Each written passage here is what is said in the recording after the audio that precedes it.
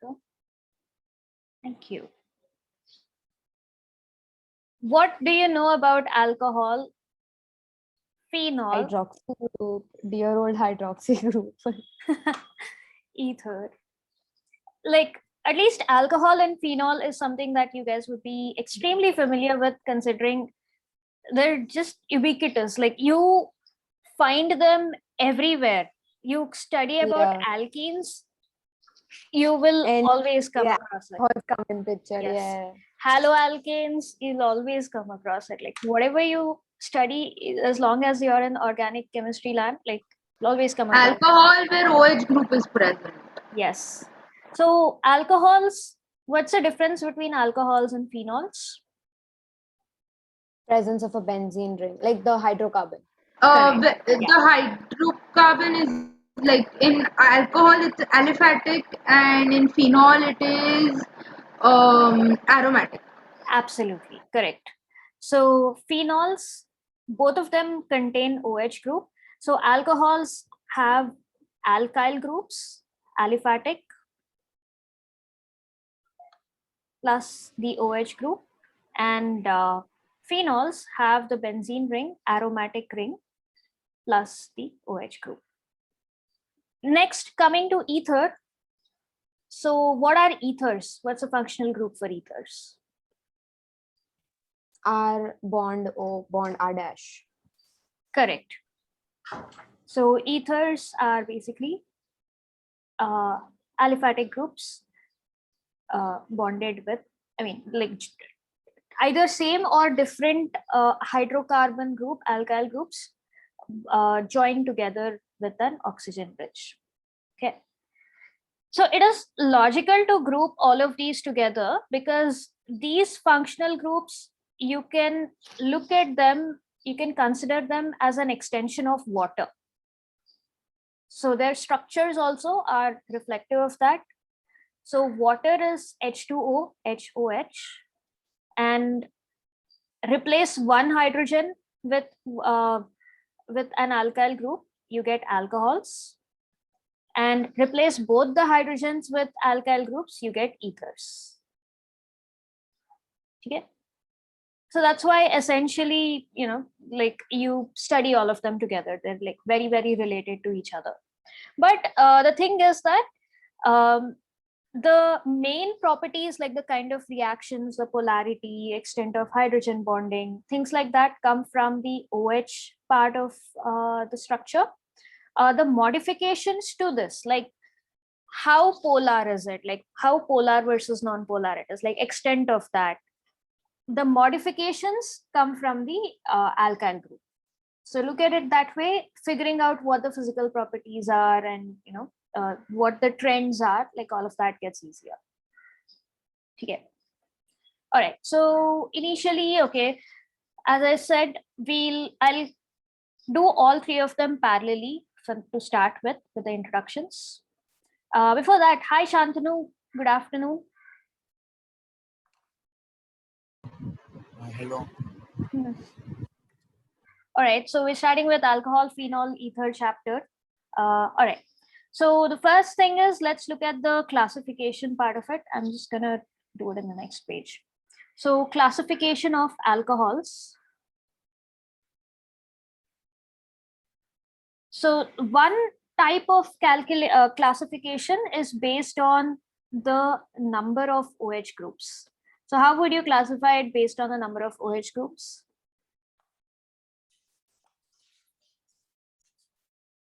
One all, no wait, not like that. Diol, triol. Absolutely. Like that goes in Petrol. the nomenclature of it, like that's how you would call them. But names of the group would be, you have monohydric. Oh, okay, yeah. Yeah. So the number part of it takes care of your monohydric, di, tri, multiple in general is generalized as poly. The hydric part of it suggests that, hydric, hydro, that tells you the number. It like monohydric is like one OH group.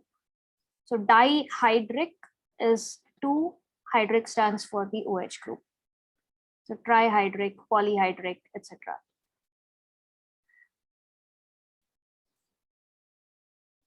So monohydric are your regular classical alcohols that you're familiar with, that you've worked with.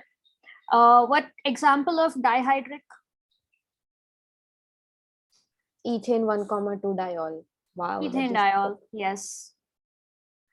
CH2, CH2OH. This is like the simplest dihydric alcohol, 2 OH groups. Example of trihydric, I don't know if you guys have come across any. Formation of soaps, you must have come across one of them. I can't imagine a salt. But ma'am, we can make any trihydric acid by simply putting together a long chain and adding OH groups. Yeah, specifically 3 OH groups. Yeah. So this is like one of the like commercially common trihydric alcohol. This is glycerol. Glycerol, have you guys heard of it in like general Fatty normal? acids. Yeah. Can you hear me? Yeah, Oh yeah. Okay. Sorry. No, I was confused. polyhydric multiple OH groups. This you must know extremely well. No, not fats. Sorry. Fats are like fatty acids. नाम में ही Yeah, ये sorry. acids है वो. Um, You just studied it before the FAs. Think of what has multiple OH groups. multiple OH groups.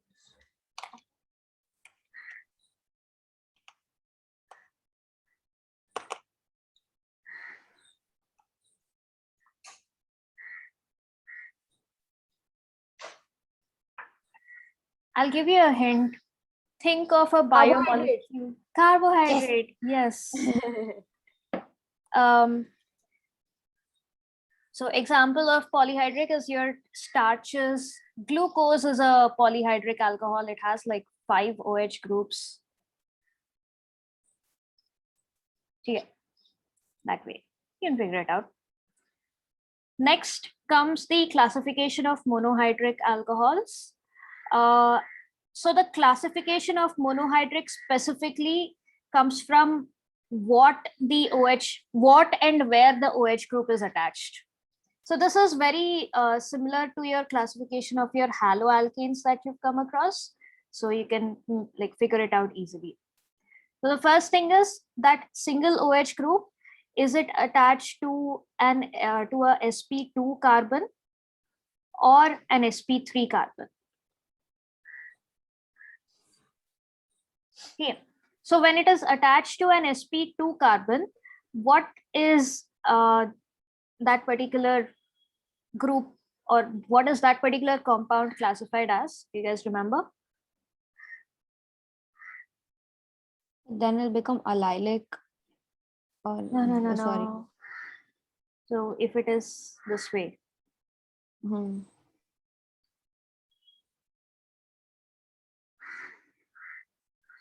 allylic No, ma'am. is adjacent to sp2 carbon, AA. So something that's directly attached to sp2 will be Phenylic. vinylic. Yes. So vinylic alcohols. And when it comes to when the OH is attached to sp3 carbon, you have again like multiple types.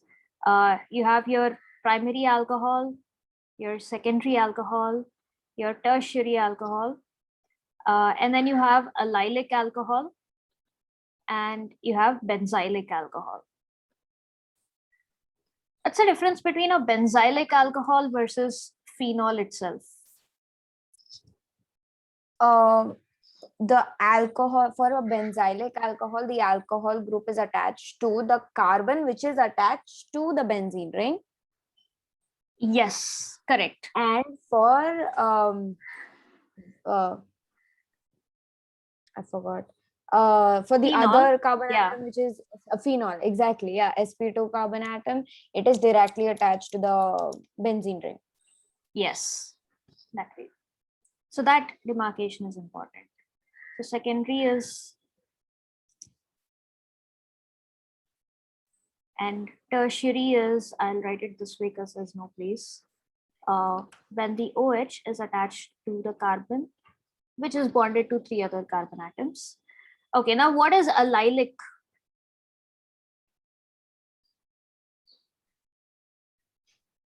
Allylic. Hmm. Allylic is like you said, and I previously made a Yes. mistake there, where it allylic carbon atom may it is the OH group is attached to the carbon atom which is adjacent to the double bond. Yes. The So you have carbon double bond. sp2 carbon, yeah, double bonded. Yes. So you have CH2 double bond, like C double bond C, and when the OH is attached over here, this is allylic, and benzylic is when it is not directly attached to benzene ring, it's attached to the carbon that has a benzene ring attached to it. This is benzylic. Okay, so this is the classification.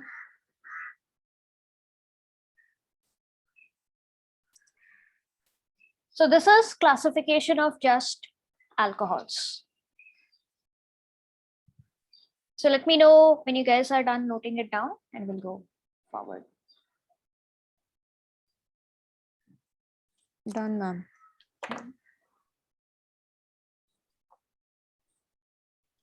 Dhriti, Ansha, and Shantanu, you guys also.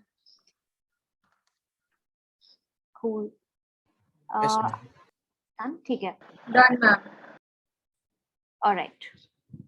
Next, classification of phenols is relatively easy. It's not exactly a classification as such. It's just like what all different types of phenols you can find.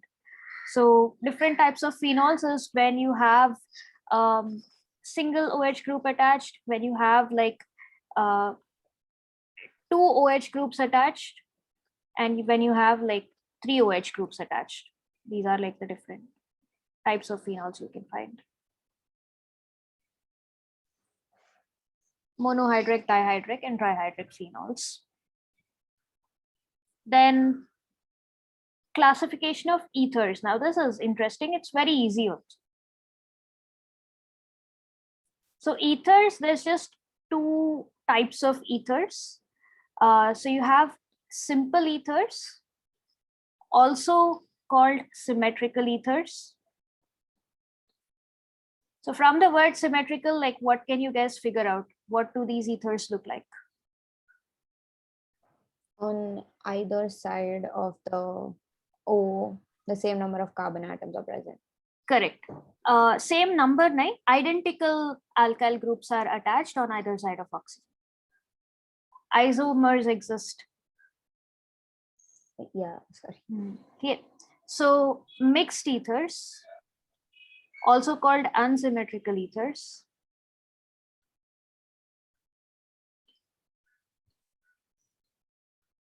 Yeah, logically, if you have different alkyl groups attached on either side of them, one is R dash, one is R, then it's a mixed ether.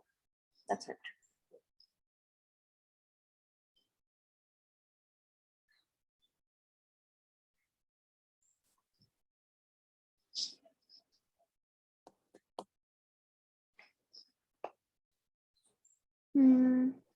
And then talking about nomenclature.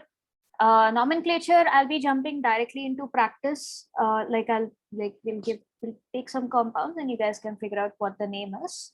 Because the rules are the same, just like with all the other nomenclatures. You pick the longest chain. The main part about nomenclature of alcohols is that, like, what is the root word going to change into for alcohols? All, yes. Alkanol, like methanol, ethanol, decanol, that way. And the rest of the rules are the same. Again, like wherever there's substituents or branches, then you assign the numbering accordingly. If alcohol is the only functional group present, it gets the lowest, the highest priority, so the lowest number. And yeah, and the others are like named according to that. That's it. When it comes to aromatic alcohols, IUPAC rules are the same, but there are some common names of the alcohols that I'll just tell you guys about so that you just know. It's likely that you may get some 1-mark questions, trivia questions kind of thing, like draw the structure of cresol or something like that. So the basic the simplest aromatic alcohol is this structure, which is phenol. This is what we'll be studying like a lot in this chapter. Apart from that, if you derive an alcohol from toluene, toluene being with one methyl group, and then there is another alcoholic group. So this compound is called cresol. And depending on the relative position of the methyl group and the alcoholic group, you get orthocresol, metacresol, and paracresol. So ma'am, they're the same, right? Because there is a CH3 group present and there is OH on the different positions. Yes, the formula is right. It's just the position, relative position of both these groups that decide whether it's ortho, meta, or para.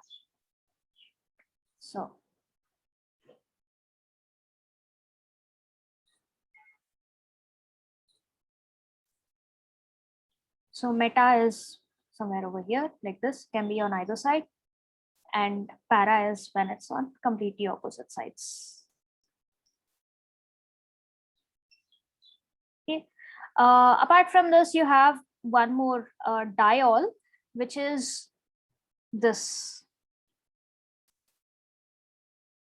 So when it's a para diol, like two OH groups present in para position, so iska common name, this is called quinol. It is also called another common name, a commercial name is hydroquinone.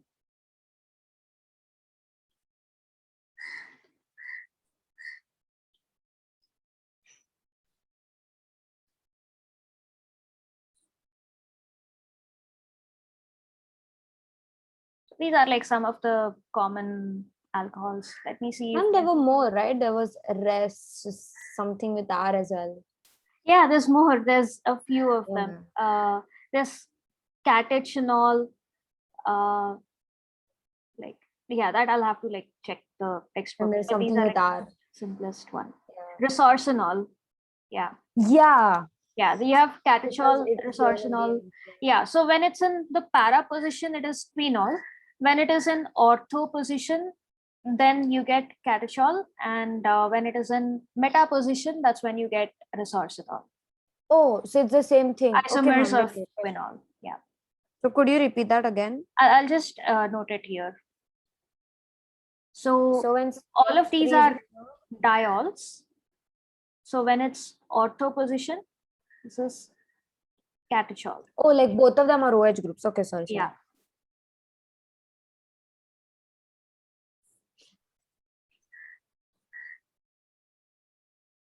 And when it is meta position, this is resorcinol. And when it is para,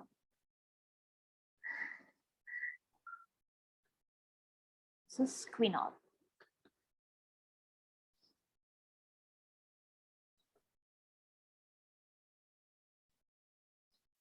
Also, ma'am, before I forget, the students that we were seniors, we were supposed to get in touch with. So We the still thing have- is, like we had, just before the academic year started, just as the academic year started around April, May-ish, we had taken an interview of one of the students, actually, like a phone interview. So yeah, that's what we are processing, like either make a transcript out of it or like figure out what to do and thought we'd just share okay, that. ma'am. Yeah. Got it. Okay.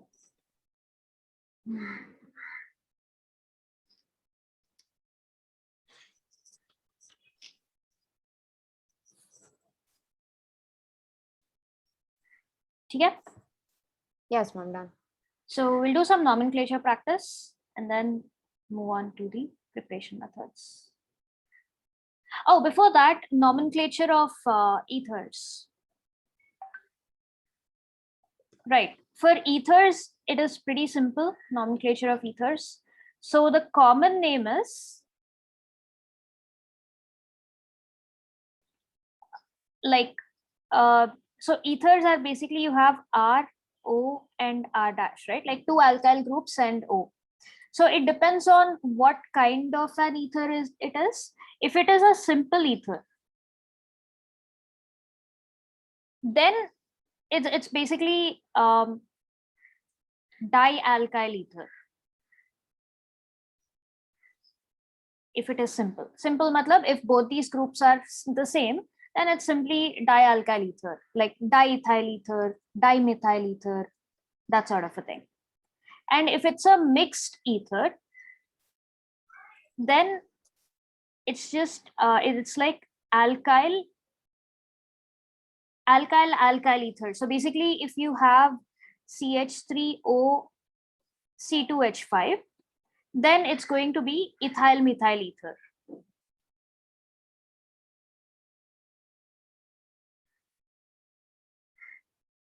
Okay, so it's just alkyl ether. Now, which alkyl comes first? It depends on the alphabetical order. So you Ma'am, have but that's a common name technique, right? yeah, Just- this is all common name technique. Okay. Yes. So if I have C3H8, H7, O, and CH3, then this is going to be called, like, what would be the common name of this?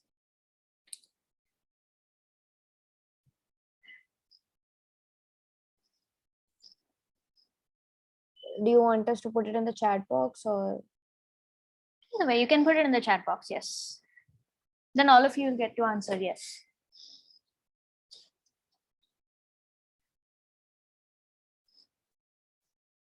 Dhriti, Ansh, Shantanu, you guys also send your answer. Oh, Sorry. H is 7, not C.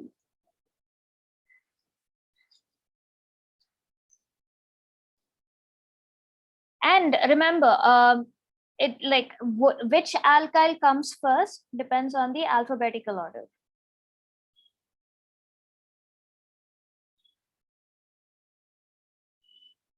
Yes. So Mitali got it. Ansh, Shantanu, Dhriti, are you guys there? I don't know if you Yeah, are. ma'am, just scroll to the previous slide once. Oh, अभी इसका like just practice ये nomenclature. Answer करके मैं you scroll. Okay. Ansh and Shantanu, okay. Ansh, you sent me the IUPAC name. That is absolutely right. Can you tell me what the common name would be based on this logic? Dhriti, yes, correct.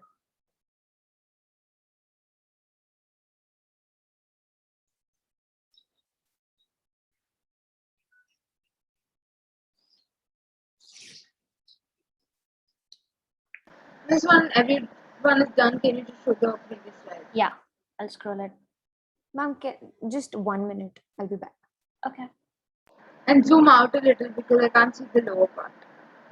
Lower, like you can see phenol and cresol, right? Uske baad I've put this again in the next slide. Upar. Okay.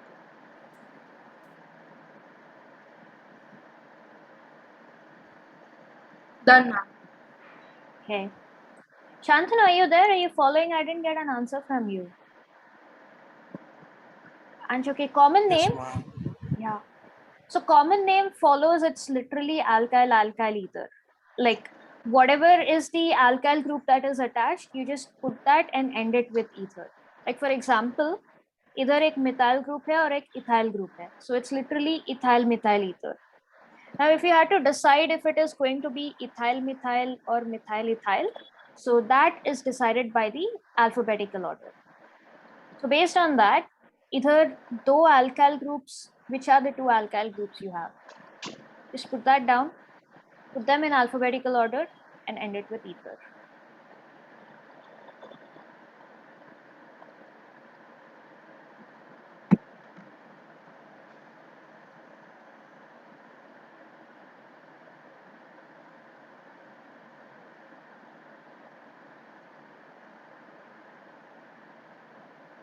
So Shantanu, what alkyl groups do you find in this ether here?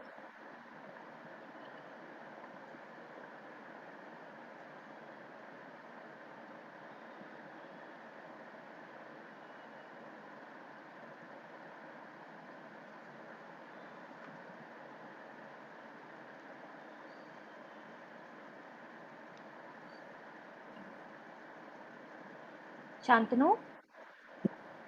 Yes, ma'am. Yeah. So which alkyl group is this?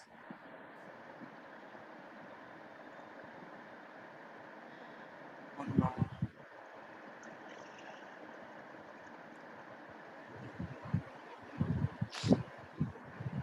So 3 carbon atoms. What would be the prefix?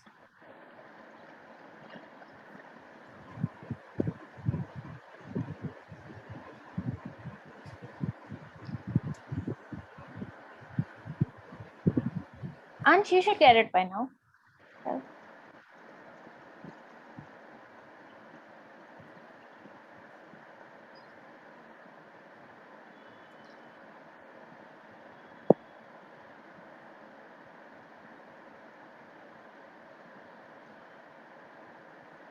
Jaldi. Propane. Propane. Yes. तो alkyl है ना, like पूरा compound नहीं है. So this will be propyl. Yes. फिर यहाँ पे attached है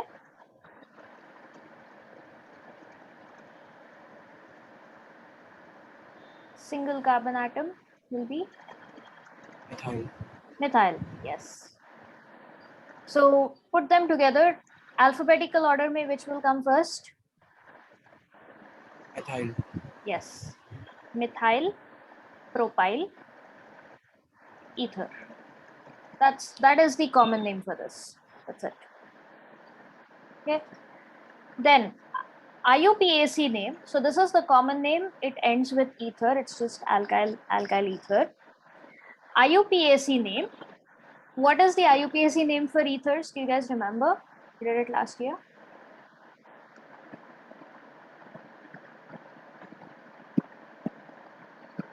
Oh, nice. Yes. So IUPAC name is of the format alkoxy-alkane.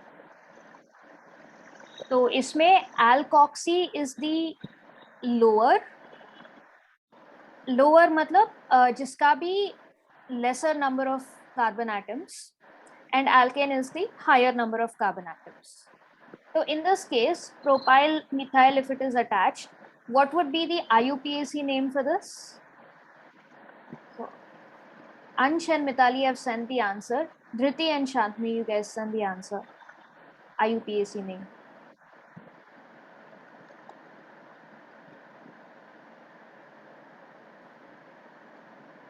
IUPAC name for methyl propyl ether.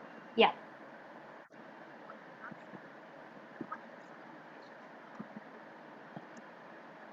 So it's of the form alkoxy-alkane. So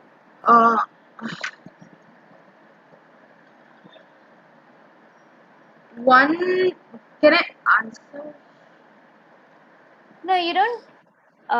You won't have any numbers in this case, Dhriti, and you can send it on chat.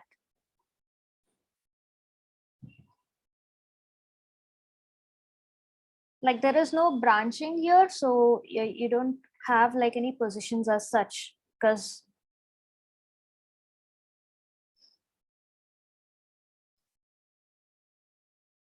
nice. Shantanu got it. Dhriti. Yeah, Miss, I'm sending. Okay.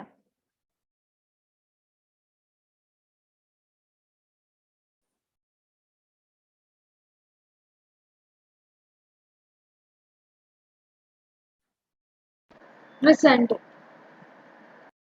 Alright. Yes, all of you got it. Correct. So alkoxy-alkane is literally methyl and propyl hai. The lower one will get the oxy part of it. So this is going to be methoxypropane. Yeah. Nice. All right. We do naming from the topic exercises. Bukka. That will save a lot of time. Okay. Miss, just 1 second. Can you show that? Sorry. What happened? That other screen. Okay. What were you doing till now? Like lots of time given for you guys to answer. No, I was writing. I was just nothing. Just done. I just wanted to confirm one thing. I was doing it on my own, so I must have missed it. Acha. ठीक है. All right. Name the following compounds according to IUPAC system. पहला वाला is a alkyl halide, but still let's like एक practice हो जाएगा. So there's like 5 of them. It's like basic nomenclature only. It's like a mix of all of the different functional groups. So you can like either send all 5 together or you can send like one at a time. But yeah, mention the number so that you can check it.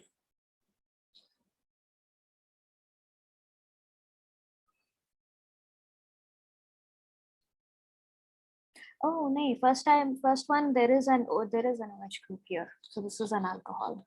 Yeah.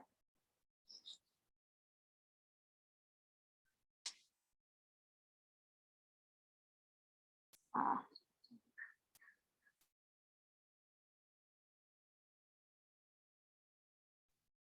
That's not gonna change. Mom, I'm sorry. This may be like a very silly question, but like,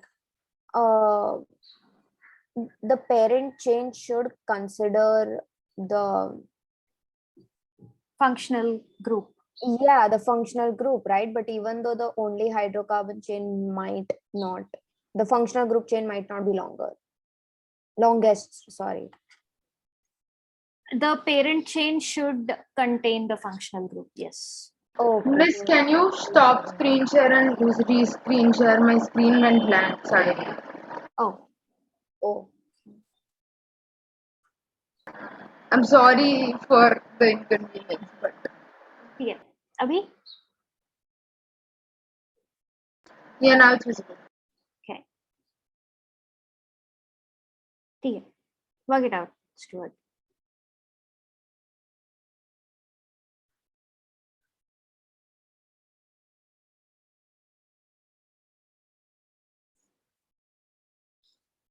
So between alcohol and halide, which one will get higher priority? Alcohol. Yeah.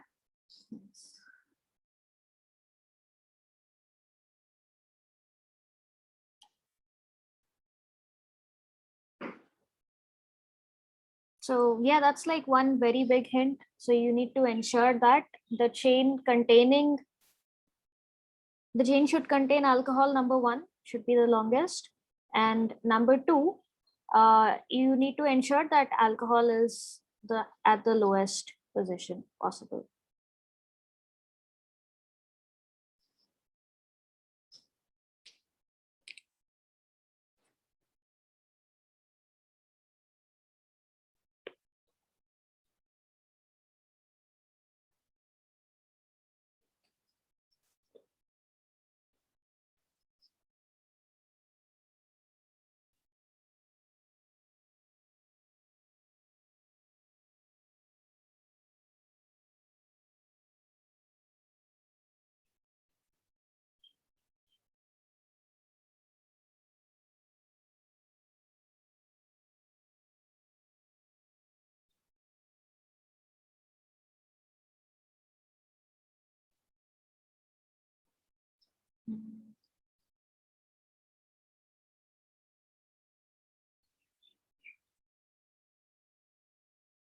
IUPAC may you wouldn't use ISO and all that.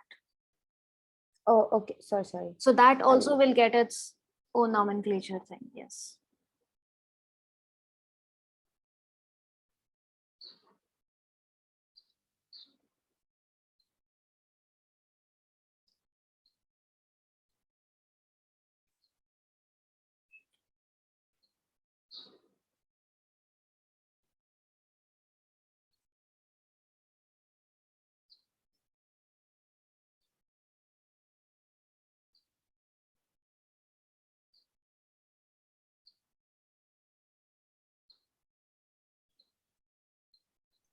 Ma'am, I am having troubles putting the CH3CH, the isopropyl thing in nomenclature. So 2, and then you get it like you have to use brackets in that case. So in brackets, put in then consider only this part alone. So if you like within this, okay, second carbon pe, you have, it's a branch chain, right? So within this branch, if you had to consider the longest chain, starting from, where it is connected to the parent chain, which one would be the longest chain?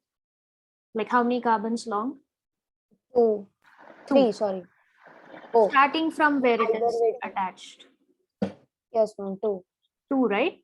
So it's going to be ethyl, and ethyl pe there is a methyl group attached on the first carbon. So 2 bracket One one methyl, ethyl, ethyl.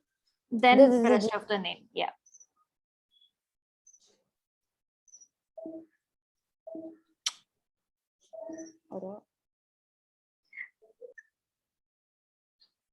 Ansh, you also used isopropyl.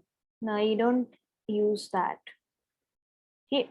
So I just mentioned, right? Like put that one methyl ethyl in bracket.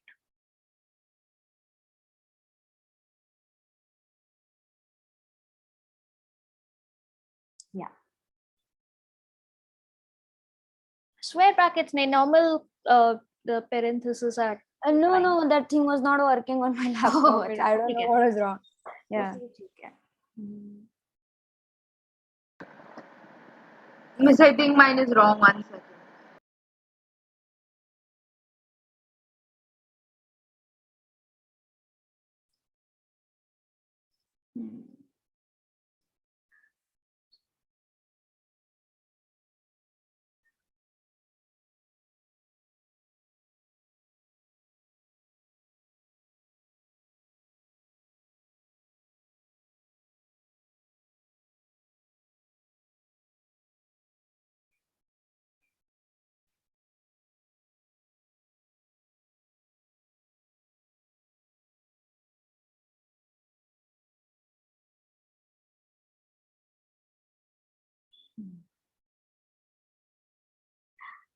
Ansh, like rest of it, you got it all.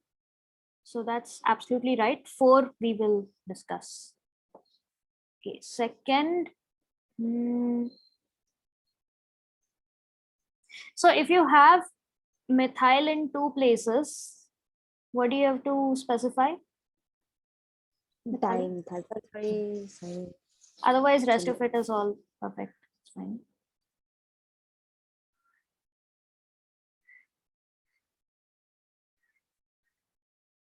Shantanu, I have not received anything from you yet.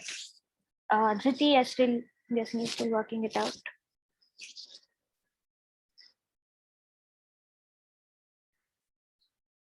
Dhriti, you like hydroxy will come into picture when alcohol is not the only functional group, and you have a functional group that has a higher priority than alcohol. Like if you have aldehyde or carboxylic acid or something else, then because your main, like instead of pentanol or hexanol, you'll have to use that other functional group ka this thing, right? That is why alcohol becomes hydroxy. But over here, because alcohol gets the highest priority and that's the only functional group you have, your main name will change into all. So that is one thing keep in mind. Longest parent chain, you got it. It is 5 carbon chain. So instead of pentane, it's going to be pentanol, and change the other prefixes based on that. Dhriti, yeah, second one, you got it right. That is absolutely right.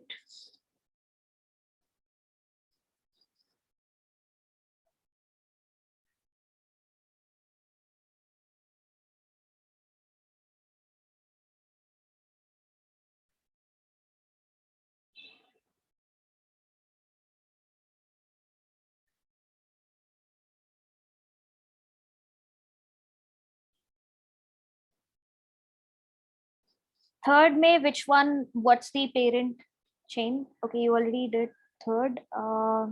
Yeah, Mitali, third is right. Got it.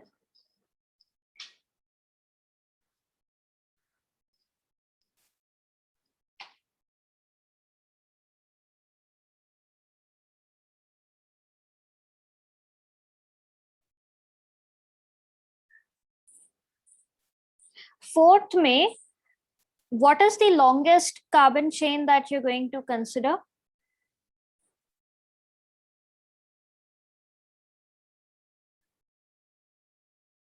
Ma'am, I sent the answer for the fourth one. Yeah. Could you check? Checking. Yeah, you got the fourth one, Mitali. Correct. Oh, Ansh got disconnected.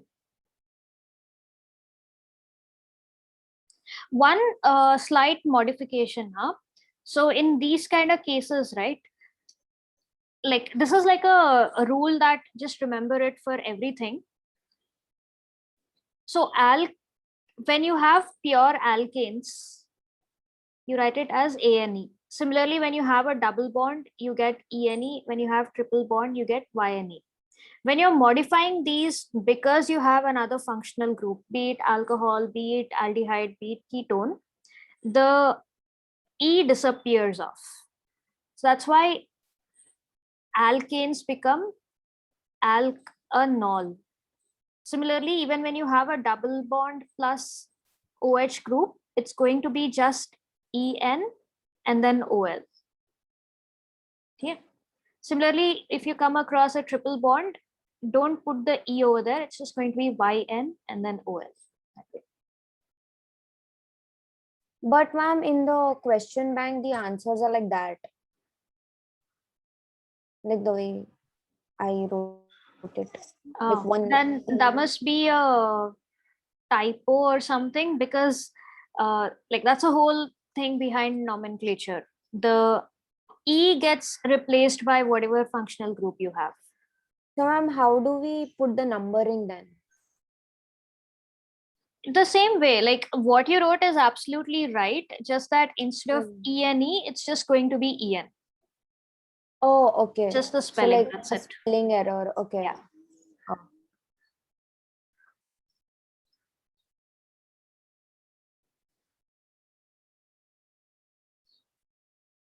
Dhriti, yes, third is done. Who all are working on the fourth one, Abhi? Mitali, you've sent the fifth also, right? Okay, पूरा सब कुछ हो गया. I'm on the fourth. Okay.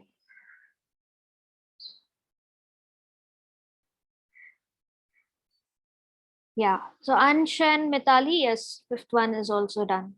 So Mitali, yeah, you've gotten all of them, Abhi. So Ansh, we'll have to work on the fourth one with you. Dhriti, you're on the fourth one. Shantanu, I haven't gotten any answers from you yet. What is happening? Like, which are you working all of them out? Are you going to be sending them? What is happening?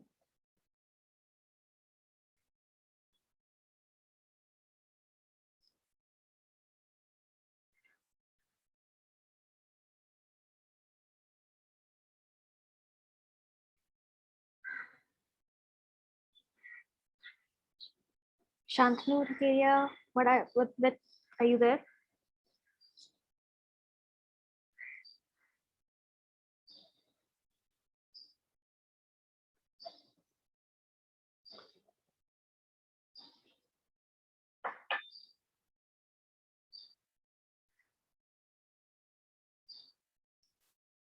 Okay, Ansh, saw that you got disconnected, you reconnected again.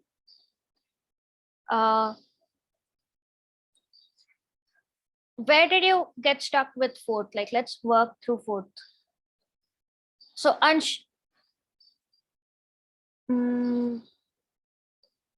yeah, Dhriti got it. Yes, fourth is absolutely right. You got it. Dhriti, you made the same mistake that Mitali made. Like mistake, matlab spelling error, hai.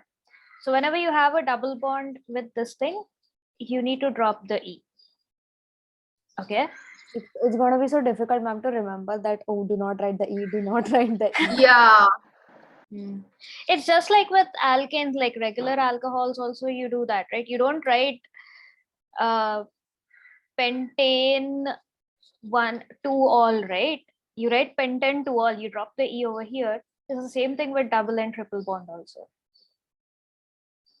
Okay, Ansh. Okay, you got that longest chain is hex. Hex 1. You said first position में क्या है? Why is the 1 here? What is this position assigned to?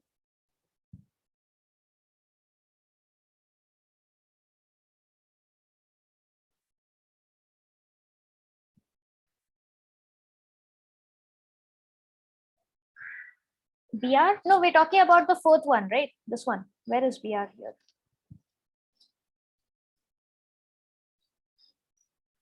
That my cursor, like I was just cross-checking Dhriti's answer for the fifth. So you focus on the fourth one. You got all the others. It's fine.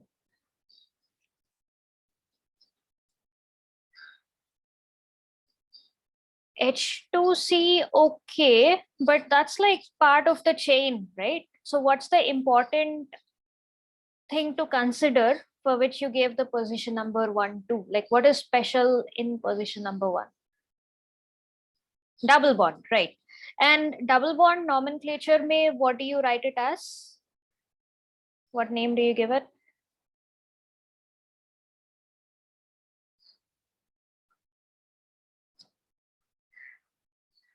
Ethene. So ethene is like, eth tells you that there's two things. Yes, ene, the en part tells you the double bond. What else is there in this compound that we need to indicate in the name? Alcohol. तो कौन सा position में है the alcoholic group?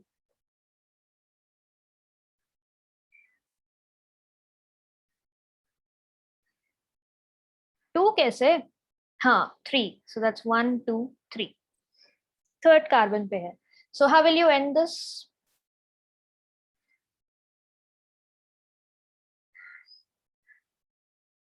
Three all. That's it.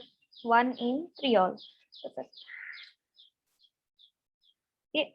So the IUPAC name for this is hex 1 in 3 all. That's it.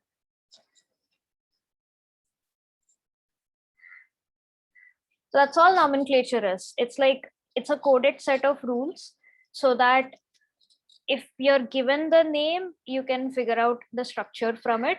And if you're given the structure, figuring out the name is like the reverse engineering of that.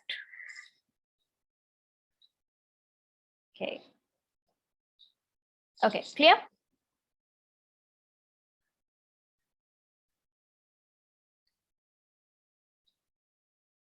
All right, can we proceed?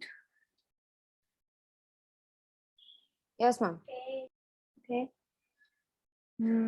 Shantanu, I haven't heard from you at all. Like what's going on? Be able to do the nomenclature? Aaya kya? No, ma'am, I got it to do something else for 5 minutes. What happened? You got what? I got it to do something else for 5 minutes. Acha. Oh, you weren't there. Okay. All right. I'll, like after the at the end of the class, I'll share the questions with you. Practice nomenclature. Okay. If there's any doubts anywhere you're stuck, let me know. I'll give you the resources for that. Right. Now let's move forward. Nomenclature, you'll get perfect at it only with practice. Nothing else can be done. All right. So before we get into preparation or the properties, the main thing we'll have to discuss with respect to alcohols is the alcohols or ethers is the bond structures. So the bond structure, the main focus will be on the carbon, oxygen, and hydrogen bond in case of alcohols, or the carbon, oxygen, and carbon bond in case of ethers. So alcohols and phenols, and this is in case of ethers, right? So when we talk about bond properties, mainly it's the bond length and the bond angle. Let's start with bond angle first, simpler. So when we talk about bond angle, it is the angle of the bond at oxygen, like ye wala bond angle between this. Okay. So what do you think is the order of bond angle between, like there are 3 groups of compound we're studying, between alcohol, phenol, and ether? क्या हो सकता है?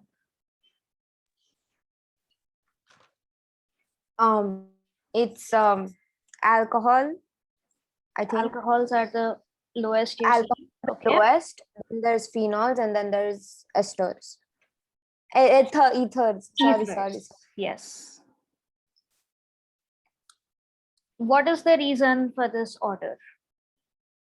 This Okay, is absolutely right. I have to recollect just a second. That's okay. So the main thing is oxygen, right?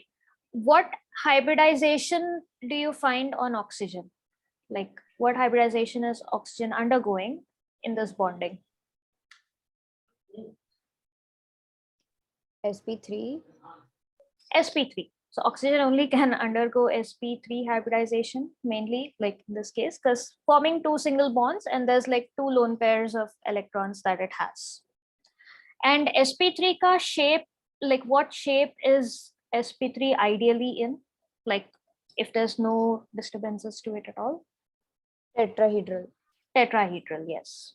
And that's what you find in oxygen also. It is tetrahedral, just that the tetrahedral's ideal bond angle is 109 degrees approximately. So what happens in water is same as what happens in alcohol also with respect to the bond angle. So what happens in water? Like, is it a perfect tetrahedral like with 109 degrees, or is there a little bit of variation to it? And water is a little bit less than 109, right? Correct. It's 104 or something like that. Yes, it is slightly less than 109. And what is the reason for that? Higher lone pair repulsion due to the presence of On two oxygen. lone pair oxygen. Yes. And that is exactly what comes into picture with alcohols also. So because of the higher lone pair repulsion, the bond angle is slightly less than 109 degrees. The exact measurement is, I had found it out somewhere around 108 degrees-ish. It is greater than water, but definitely less than the ideal tetrahedral due to the lone pair repulsion on oxygen. Okay, so in alcohol, you have oxygen. It has two lone pairs of electron and two bond pairs where it's attached to the carbon atom and hydrogen. So water there are two hydrogens. So hydrogens don't occupy so much space. So it is like a lot lesser. But in the case of alcohol, it is greater than water, but still the lone pair repulsions take effect, which is why it's approximately 108 degrees. I think it's more like 108.4 or 108.6, something like that. But yeah, less than 109 for sure. Then in phenols, the bond angle is higher than this. Even though there is still lone pair repulsion on oxygen, why is the effect not as pronounced as in alcohols? Like, why is the bond angle in phenol greater than alcohol?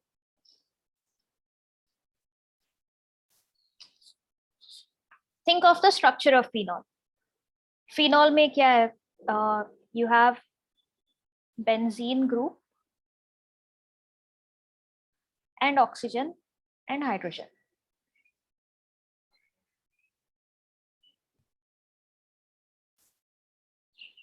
Ma'am, because I'm not sure though, but like benzene ring undergoes resonance, so I think no, but then that does not justify for bond angle. Compare, let's say, methanol with benzene ring. What is Higher like a steric difference? Yeah, because benzene is not a small compound. yeah. Like in Benzene is not small. It's like a set of 6 carbons. So this, even though the lone pair repulsion is there because of the size of benzene, phenol has a slightly higher bond angle than alcohols. This is approximately 109 degrees only, kind of tetrahedral only. Kind of balances out. And ethers mein kya ho raha hai? Why is it greater than phenol? Like, why is it more than a usual tetrahedral angle? Mom, I feel bad. I'm the only one answering. But I know. Dhriti, where are you? What happened to your video? Miss, I have some network issue. It's lagging. Your screen becomes blank again and again. So that is why kept my video off. अच्छा ठीक है. So why do you think ethers में the bond angle is like the greatest? The COC bond angle.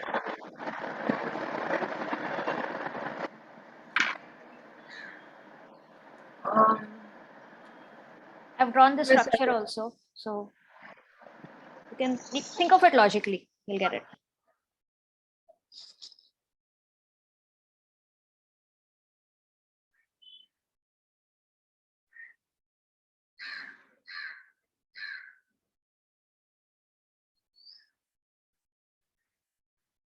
So in the meantime, others like Shantanu, if you guys have ideas, you can send it on chat.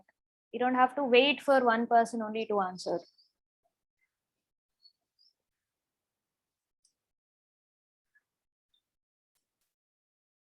Miss, so ethers have a tetrahedral structure Yeah. because of the greater electronegativity of oxygen and carbon. नहीं. Oxygen, hydrogen में ज़्यादा electronegativity है, but like that's not a So reason. there is steric hindrance from both the hydrocarbons, so Correct. there is more repulsion. Yes, correct. So alcohols or phenols may, the carbon atom is attached only on one side. The other side is hydrogen, which is like a chotu sa atom. So that doesn't really take so much space. But in ethers, you have carbon along with their hydrogens and other carbons on both sides. So that's going to cause like the repulsion between them. So that's greater repulsion between the bulky R groups. So that is greater than the lone pair repulsions that would happen. So that's why the bond angle is greater. So it should be greater repulsion from the bulky R groups. R groups matlab the alkyl groups. The alkyl groups are dubbed as R. So that's what it stands for. So this repulsion is going to, because they are bulky, as you said, steric hindrance, like steric reasons, their repulsion is going to be greater than whatever lone pair repulsions there might be. That's why.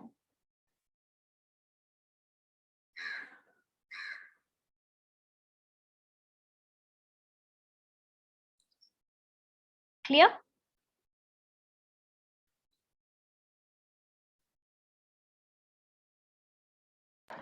Yes, Miss.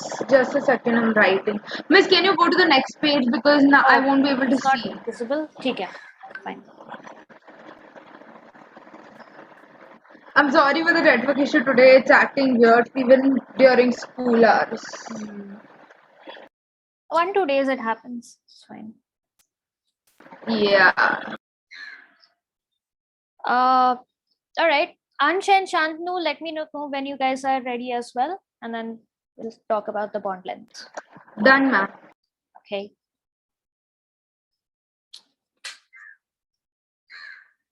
Done already. Okay. Followed the reason, all of that stuff. Ansh. Yeah, cool. Shantanu, let me know. Done. Okay. Next, Ma'am, sorry, Huh? sorry. Like we'll get comparative questions as in why do alcohols have a lower bond angle than in comparison to like ethers? yeah, like 2 types of questions you may get. Like one is just arrange in ascending, descending order, and Okay. another type of question is a direct give reason sort of a thing. Give Okay, reason ma'am. why the bond angle is greater. Yeah. Okay. Now coming to the bond length. What do you think would be the bond length between alcohol, phenols, and ethers? Again, in bond length, just like bond angle, we're talking about the carbon-oxygen bond length.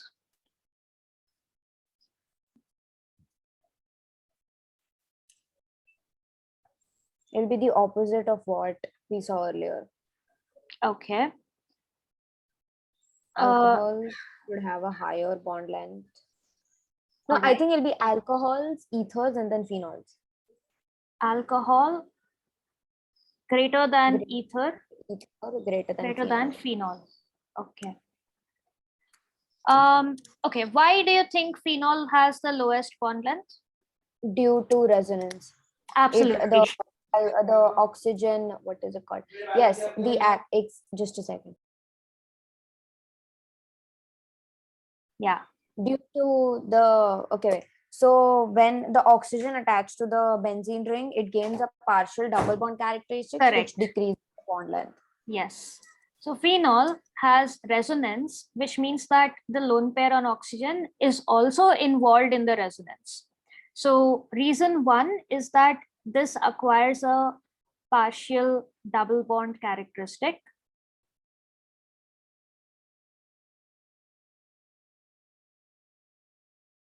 Due to conjugation or resonance.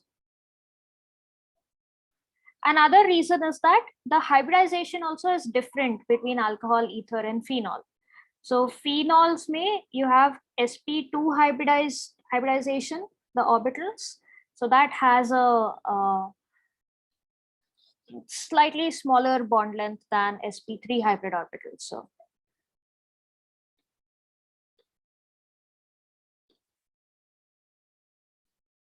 So these two reasons why phenols is the lowest. That makes sense because these two, both of them are sp3 hybridized and both of them don't have like any resonance. So it's going to be considerably smaller. But why do you think alcohol has a longer bond length than ether?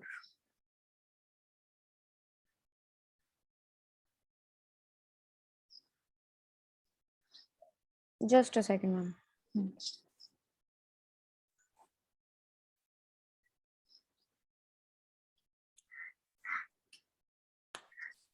Yeah. Alcohol has a longer bond length. So if we look at the structure for both of these compounds, for alcohols, there is a C on one side and an H on the other side, which Okay. again causes greater. So due to, I think it's plus I effect. Plus I effect Not plus I. only pull push electrons. Yeah, but like due to its high electronegativity, no wait, just wait. Okay. Yeah, I am struggling to find words. So what the difference in electronegativity, all of that does is just change the polarity of it. Yeah, That the doesn't, arrow. yeah, If it arrows on it, happen, that doesn't affect the bond length as such. oh, So alcohols is not greater than ether. Alcohol is like approximately equal to ether only. Almost there's difference. same. Yeah. Oh, Because okay. both like the quality of the bond, like both of them are single bond, both of them are between the same atoms, like carbon and oxygen only, like size of the atoms be same hai. Electronegativity difference, like whatever you find in alcohol will be the same in ether also, because it's the same atoms, carbon and oxygen. Hybridization is also the same. So essentially the bond length also is going to be approximately the same. Bond angle में difference आ रहा है because it's literally like two That carbon is due to atoms occupy Yeah. different lot spaces. So that's why. So instead of the greater than sign, it will become like a Yeah. approximation sign, right? Approximately equal to ether. Yeah.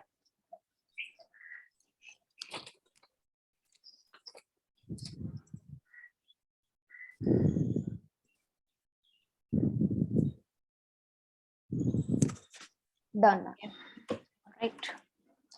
I wanted to finish all the preparation methods, but I don't think we'll be over them now. Okay. All right. Now jumping into preparation of alcohols. This What happened? last. Yeah. Oh, but you only wrote like half the. It's a different Yeah. section. Like I'll be able to accommodate more reactions. Oh, So sorry. Okay, ma'am. Done. Thank you. yeah. Okay. So ma'am, now we go into preparation methods. Yes. Now I won't be like, let's leave ether on the side, let it play around for a bit.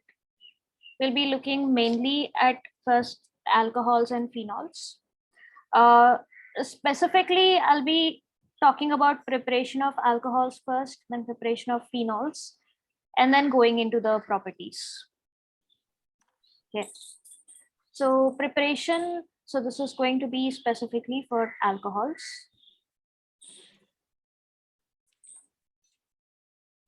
So three main methods or three main sources of alcohols. So the first sources, one, you can prepare them from alkenes. From Second, alkynes, you can also prepare them from alkynes, right? it's going to be one step longer and you'll have to do like controlled hydrogenation. It's a little more complicated. But yeah, as long as you know the reactions, you can prepare them from like anything. So these methods of preparation, they are significant because like one, it's easy to conduct these reactions compared to other reactions that will take place. And second, you also have to look at the ease of availability of the raw materials also, right? Like if you want to do it laboratory or commercially, you need to look at all of these things. Yes, ma'am, got it. Yeah. Okay. So with alkenes, you have a couple of methods. Like you have a lot of methods of preparation from alkenes, but in your syllabus, you have like just two of them. One is hydration, yes. Acid catalyzed hydration.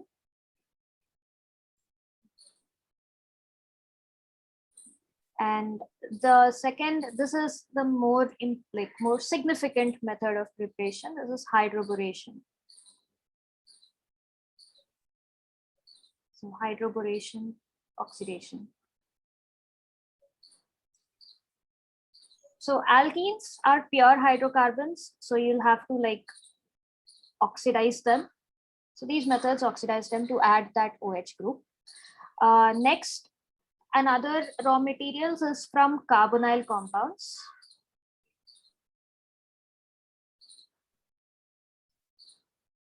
So carbonyl compounds are C double bond O. So what process do you have to do to convert C double bond O to OH group?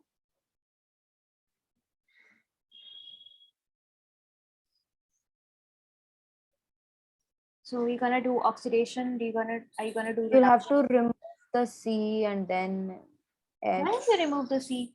We don't Or mind like if it's there. hide. Yeah, but then won't it become? Oh, sorry, my bad, my bad.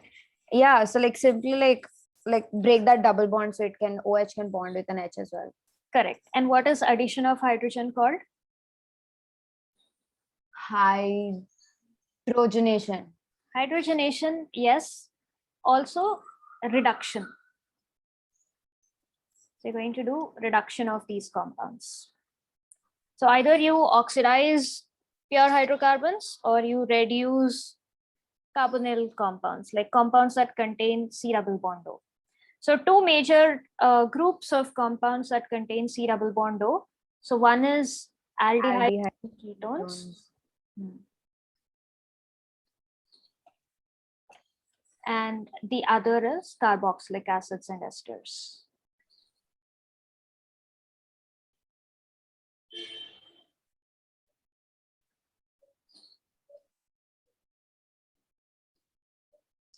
And the third way of creating alcohols is Grignard reagent, like Grignard synthesis.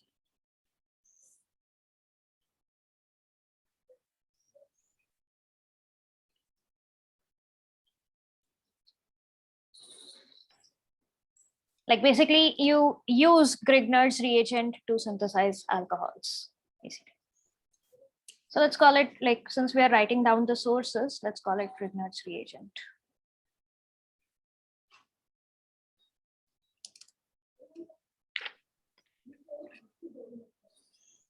Yeah, so these are like the three main sources of alcohols. Industrially, there's one more way to specifically prepare ethanol. So let's not put it as 4 because we don't have this in detail. Who can figure out what this preparation is?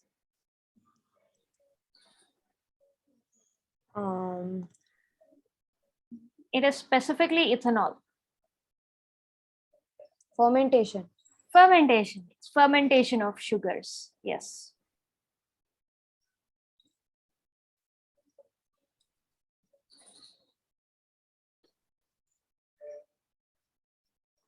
Okay.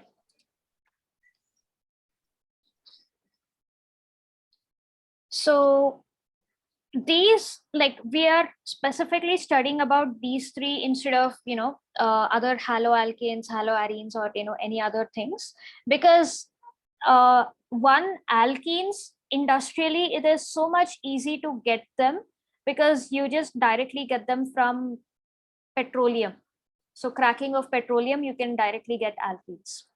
Similarly, carbonyl compounds also, this is a lesser preferred method of preparation of alcohols, because again, a lot of carbonyl compounds like methanol and all of that, like you get it easily from nature, like a lot of like fruits, veggies, all of those. It's you have organic sources for all of these compounds.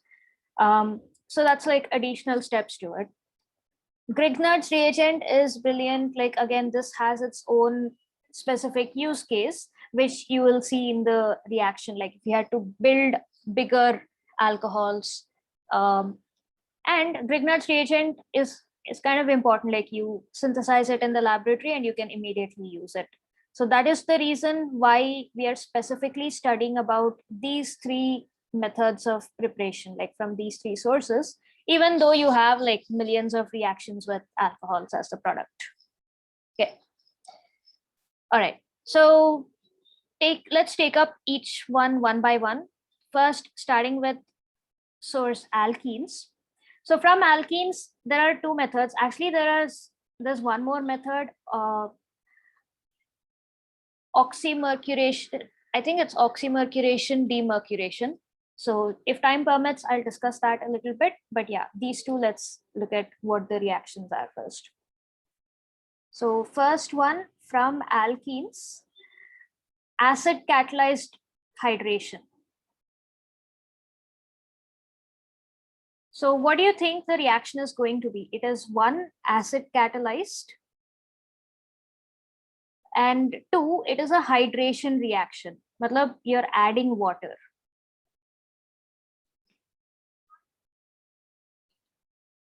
So can you Sorry. predict the reaction? Alkene hai. So alkene in the presence of What HCl. What will you treat it with? What's your other primary reagent to get aqueous alcohol? HCl, like Yes, HCl you need and water. That is your source of OH group. And it is acid catalyzed. so H plus on the arrow. Yes. Okay. So of course, you're going to get a product, alcohol, because we are talking about the preparation of alcohols. OH and H gets added here. So this is your product. Now, what is the, what type of reaction is it? What do you guys observe? Like what's happening here? Substitution, elimination, addition, rearrangement, what's happening? Addition. This is an addition reaction. And what do you know about addition reaction ka mechanisms?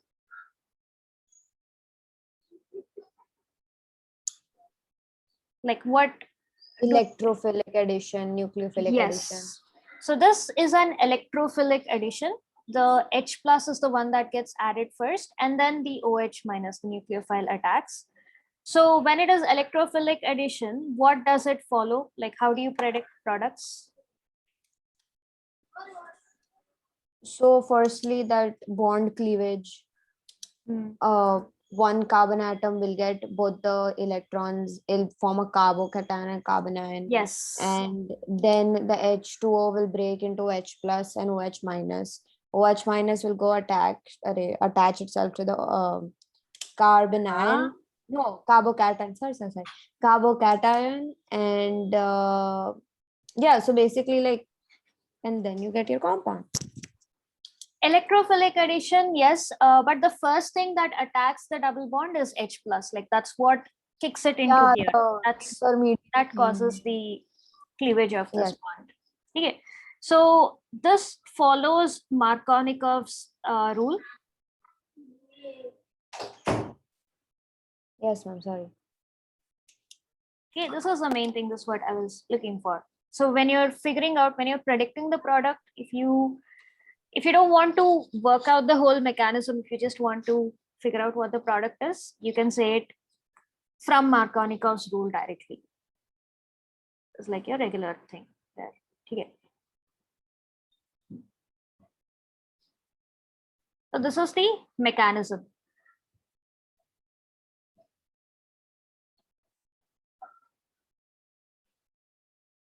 Step 1.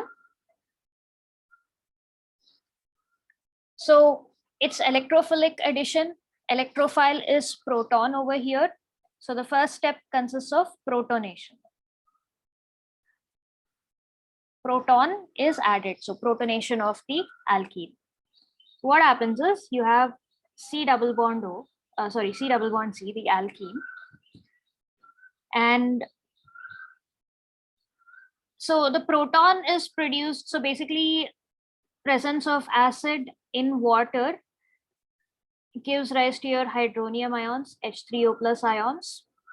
So this H3O plus, there's a positive charge on O and you have H, and H. The positive charge, like basically H plus, the lack of electrons gets attracted to the electron rich side of the pi electron, which is why the double bond breaks in the first place. Okay, so the pi electrons attract this H3O plus, this gets added over here. The product that you get from this is basically you have C, and yeah, so basically indirectly the H plus is the one that gets added over here.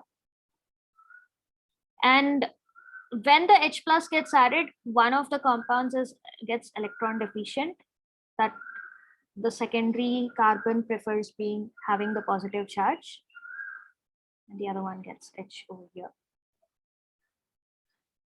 And then remaining, like the lone pair of electrons on water. So because in the mixture you also have water, the lone pair of electrons on water gets attracted to this, like basically this gets attracted to this electron, and that leads to step 2, which is the nucleophilic attack.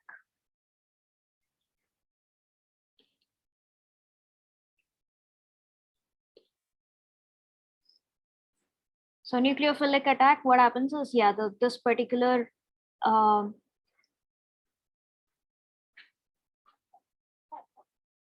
this is attracted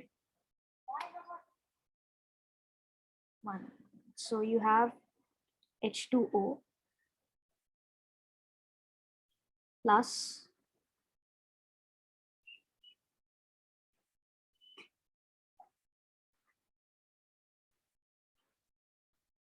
so this is the species that you have, and the lone pair of electrons is attracted to the positive charge over here.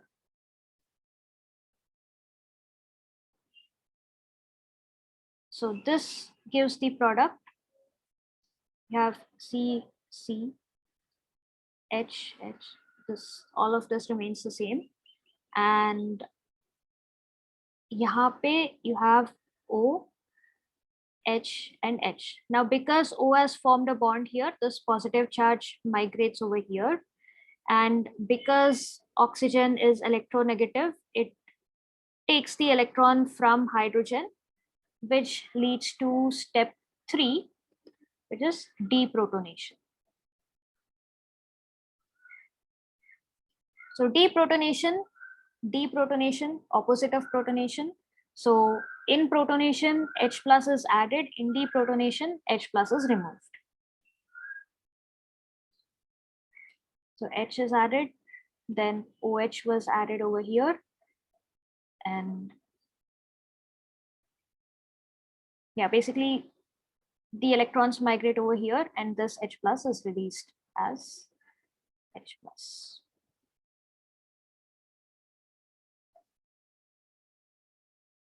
Or if I had to write it in equation format, make it clearer.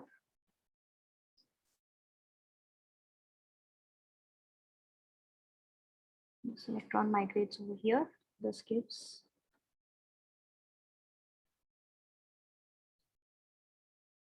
H plus H plus.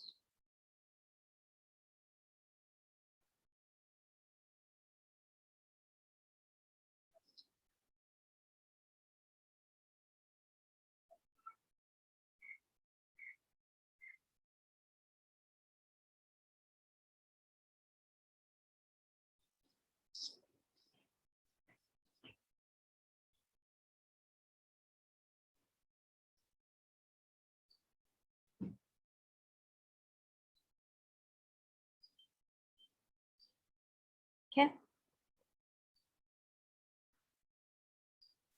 Yes, ma'am, done. So just going through the mechanism once again, double bond is electron rich, attracts the electron deficient proton. Like essentially it's the proton, but again, we know that proton doesn't exist independently. It exists in the form of H3O plus.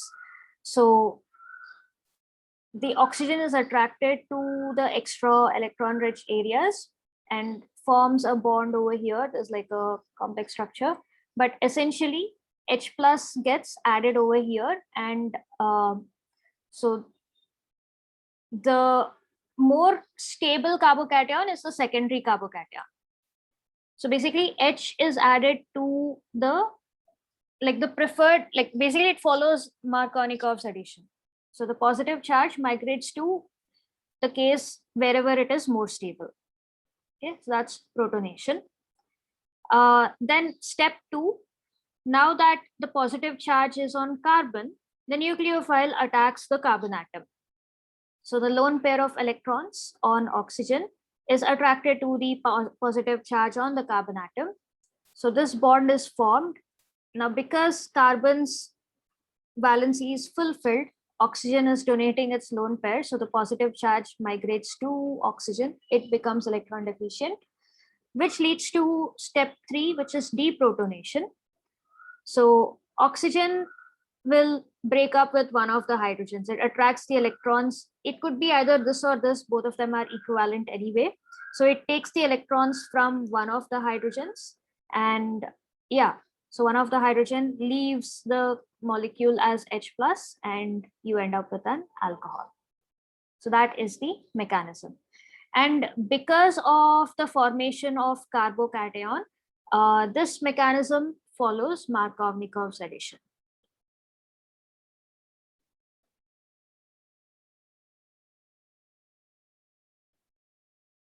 So Markovnikov's addition, meaning hydrogen is added to the carbon atom with more hydrogens, and OH group, the nucleophile, is added to the carbon atom, which has lesser number of hydrogens. Okay. So if I start off with ethene, it doesn't make a difference because it's symmetrical anyway.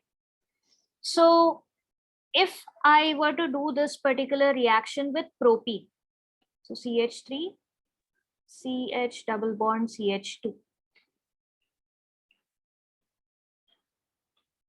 If I have to create an alcohol from propene, what product will I get? Ma'am, you'll get 2 products. Which is the major product I will get? Propan-2-ol. Propan-2-ol, right? So basically, Yeah. I'm going to end up with a secondary alcohol in this case.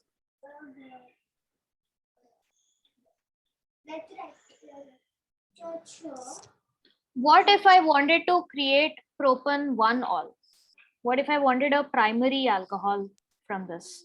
Then what should I do? Peroxide. You use hydrogen peroxide. So that is only for like applicable in bromine, like in brominate. Oh, Mm. okay. Oh, I didn't know that. Yeah. What if I wanted to create a primary alcohol? So that is why my second method exists, which is hydroboration oxidation. So hydroboration oxidation only gives primary alcohols, ma'am. I will take you guys through the mechanism of this. It's not, it depends on what alkene you take, but the products are fairly predictable. So if I take one alkene, like one butene, one propene, one pentene, then yeah, so I end up with a primary alcohol in that case.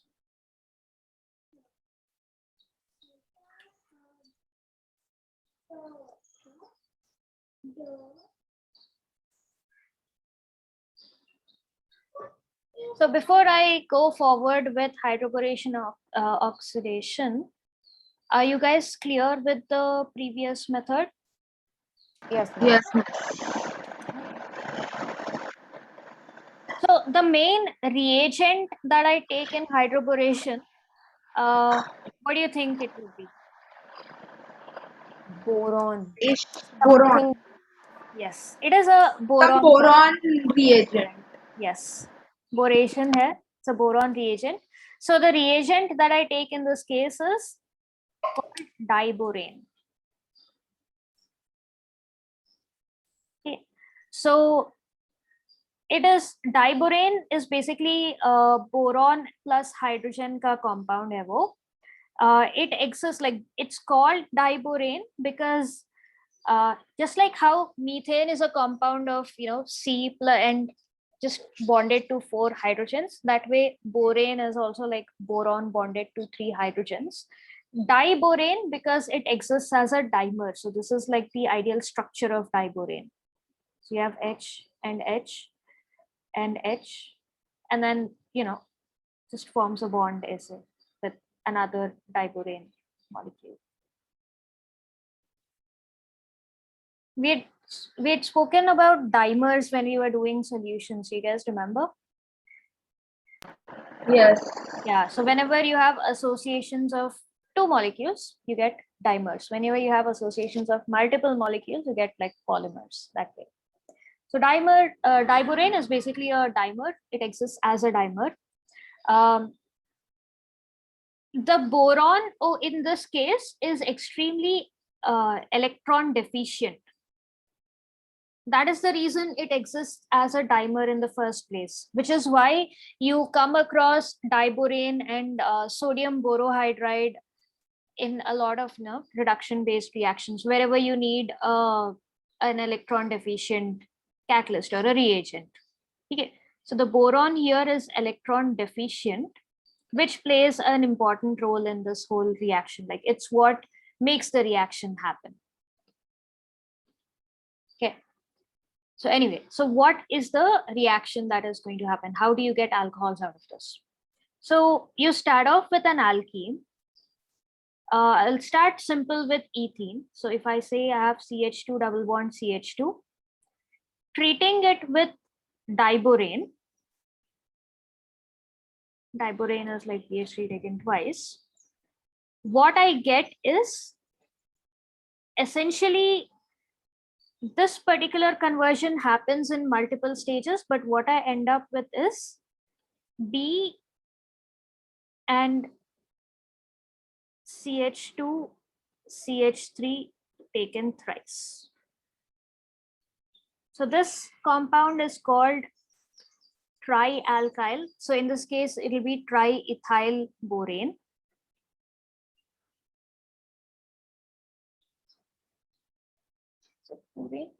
Yeah, trialkyl boranes, yes. So in this case, it is triethyl borane. So this conversion basically happens in 3 stages. It happens in stages. So first stage, one ethyl, like a B, like H gets added over here and BH2 gets attached over here. Then in the second stage, Then there are two alkyl groups connected to the boron. And in the final stage, then all three hydrogens are replaced by the alkyl groups. So it essentially happens in stages, but end of it, you end up with a trialkyl borane.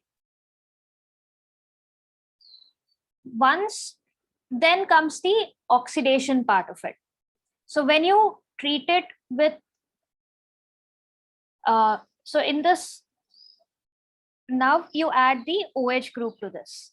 So when you treat it with hydrogen peroxide in the presence of NaOH, like aqueous NaOH solution, you get alcohol.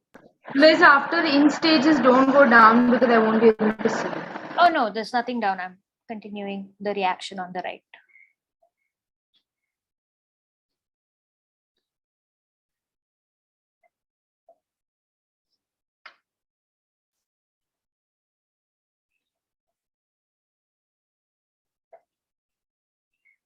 Okay, so this is the oxidation part of it. So are we going to do the mechanism for the same? It won't be like a detailed mechanism. Like this was the mechanism that I had meant to explain it to you. Okay. Like if you want, I can go deeper, but this is also like an electrophilic addition. But technically, because your first stage of addition is not the OH group, it is in fact the addition of the diborane molecule.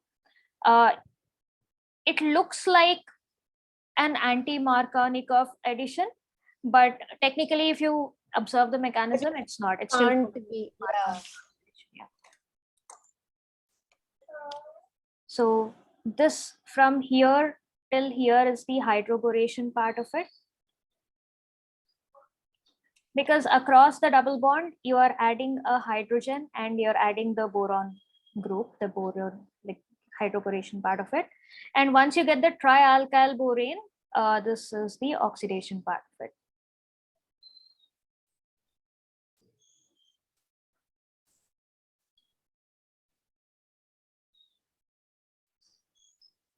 Okay, the important part is it looks like an anti-Markovnikov addition, but actually it's not.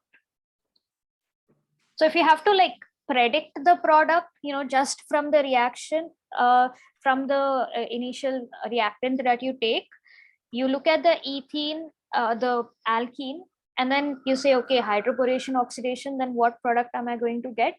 Then for the purposes of prediction, then go with anti-Markovnikov rule. But if you were to talk about the mechanism itself, it is a proper Markovnikov addition.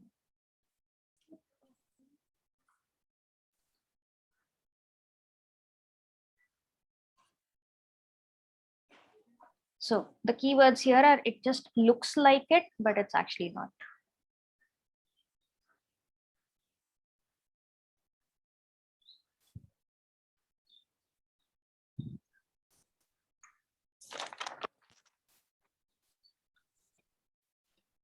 Could you just explain it one more time? Yeah. So hydroboration oxidation, the reagent that you take is diborane. Diborane is a molecule of boron and hydrogen. It exists in dimers. So this is like the structure of diborane, B2H6, or you can write it as BH3 taken thrice. This fourth bond is not an actual bond. Like it's just formed because it exists as a dimer. Okay. That's an important thing to remember, because for the purposes of the reaction, this boron atom acts as an electrophile, and there is an electrophilic addition taking place across this double bond. So hydrogen is added on one side and the boron is bonded to carbon on the other side. So that's how the addition takes place. So each boron atom, or this particular addition happens in stages. So first you get RBH2, and then you get R2BH, and then you get R3B, which is the trialkyl borane. So this happens in 3 stages where the alkyl is added like one at a time. So once you get the trialkyl borane, then treat it with hydrogen peroxide in the presence of aqueous NaOH, and this gets oxidized to alcohol, plus the byproduct that you get is H3BO3 or BOH thrice, hydroboric acid. Okay. So the main important, like the special note about this reaction is that the end of this process, when you compare the alkene and the alcohol, it looks like an anti-Markovnikov addition. But when you get down, when you look at the mechanism of the reaction, it is not anti-Markovnikov addition. It follows the same rules of Markovnikov addition. The reason why this sort of a difference is coming into picture is because you're adding diborane first, which kind of affects the thing. Like addition of diborane is Markovnikov, and you're oxidizing the boron part of it. That's why it technically looks like anti-Markovnikov, but it's actually not.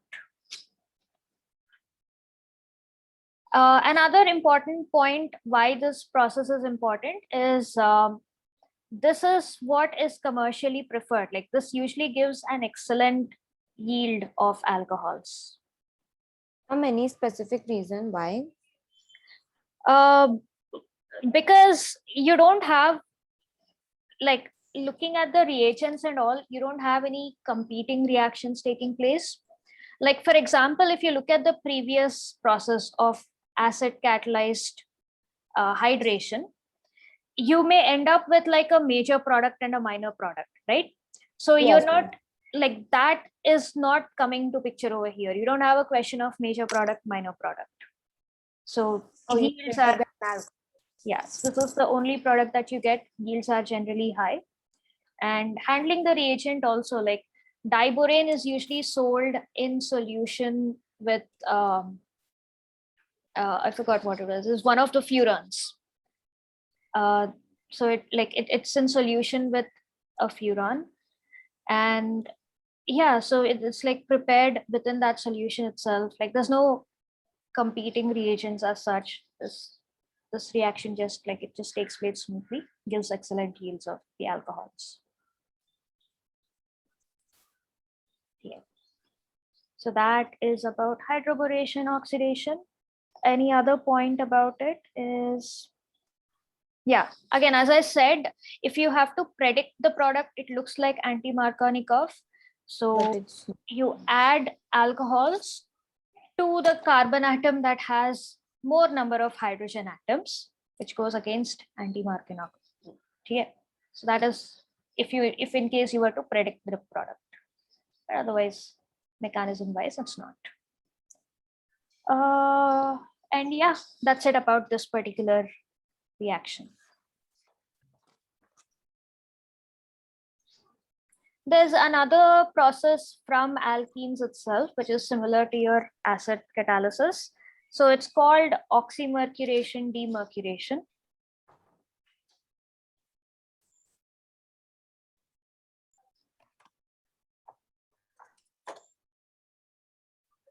These words are like really large, but it's very, very intuitive. So oxymercuration. So the reagent that you use is mercuric acetate, which is HgOAc, taken twice.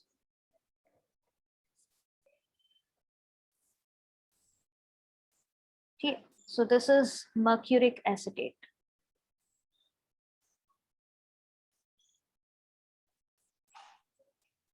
So again, treat alkenes with mercuric acetate.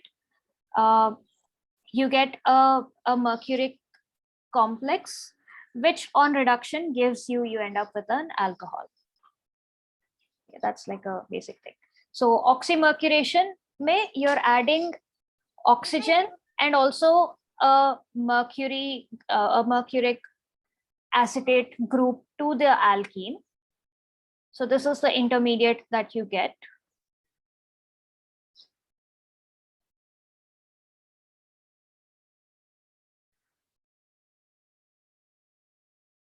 And this on reduction, you end up with a alcohol.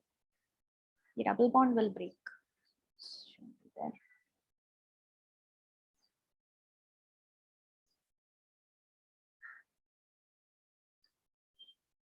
So reduction, I think you do it with LiAlH4. Let me just quickly confirm it.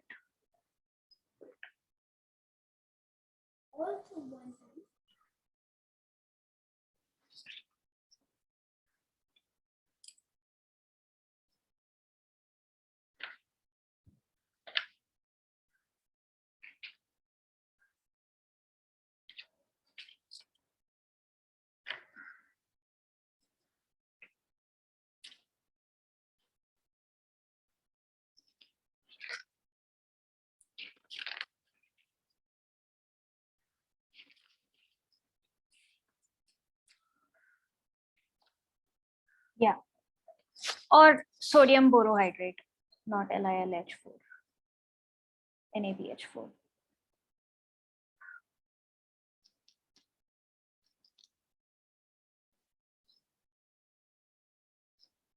Okay. So again, as the name says, oxymercuration and demercuration. You're removing the mercury group from it. Okay. I don't think that this is there in the textbook. So in case if you're interested in the mechanism, like want to know more about it, let me know. I'll send you the details. But yeah, just so you know, this is one. So in case you get a question saying propene on oxymercuration, demercuration, like this gives a compound C, then at least you'll know that, okay, the result of that is an alcohol. Just know that. Yes, ma'am. Okay. So that is it about preparation. Product will be given during the reaction. Like you've only written the alcohol. What will be the byproduct? Byproduct, I mean, it's again the mercuric acetate that you have. So you're just going to get a compound related to it. Okay. Again, because this is production of alcohol, preparation of alcohols, we are focusing only on that preparation bit of it, not the whole reaction. Yes, ma'am. Got it. Okay. So it's 527, right? So this is about preparation of alcohol from alkenes. Do you guys want to continue? Should we finish carbonyl compounds as well, or should we pick it up like next time?